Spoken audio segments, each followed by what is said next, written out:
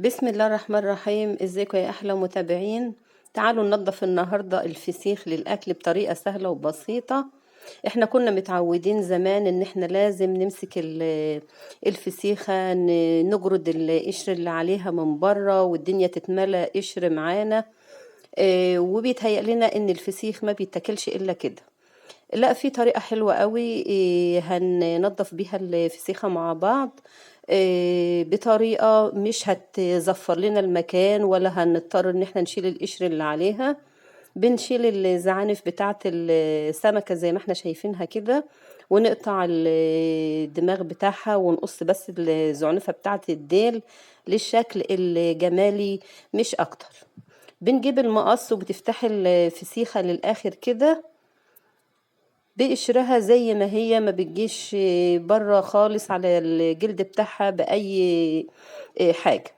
بعدين بنبتدي نفتح الفسيخة كده ونفصل السلسلة اللي في النص بتاعة السمكة، ونبتدي ننضف بطنها. والله لو بطنها نظيفة خير وبركة، اما لو كانت راعية معانا زي ما احنا شايفينها كده فهننضف برضو على قد ما نقدر مكان المصارين بتاعة السمك. هنفصل اهوت العضمية اللي في النص ونحاول ان احنا على قد ما نقدر ان احنا ما نطلعش معاها اي لحمة من الفسيخة. فصلناها وشلناها هي يا حبايبي. بعد كده هنبتدي بقى ننضف بالمعلقة كده مكان المصارين بتاعت السمكة او بطن السمكة.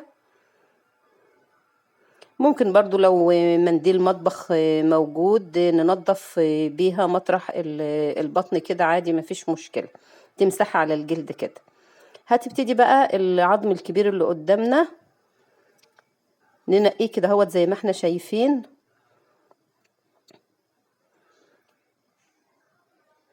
اي عظم في البطن على قد ما تقدري اخليه او حشيه من اللحمة بتاعت الفسيخ. طريقة سهلة خالص وبسيطة، وبتبقى السمكة جاهزة معاكي للأكل بطريقة حلوة ونظيفة.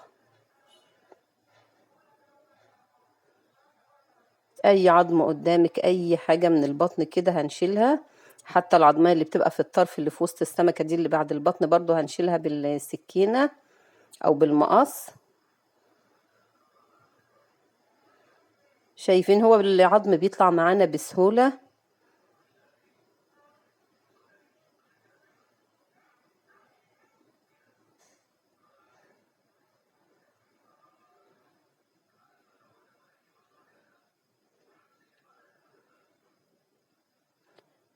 بنكسر معاها بقى بصل ناشف، بصل اخضر اللي موجود في الوقت ده، وليمون اخضر، وحبيتين فلفل حامي.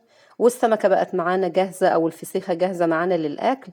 ممكن بمعلقة صغيرة من بتاعة الشاي بتاخدي من جوه الفسيخة، وبتفضل زي ما هي، ما بيطلعش قشر معاكي وقت الاكل ولا اي حاجة.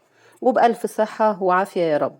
اتمنى ان الفيديو يكون عجبكم، وما تنسوش الاشتراك في القناة حبايبي.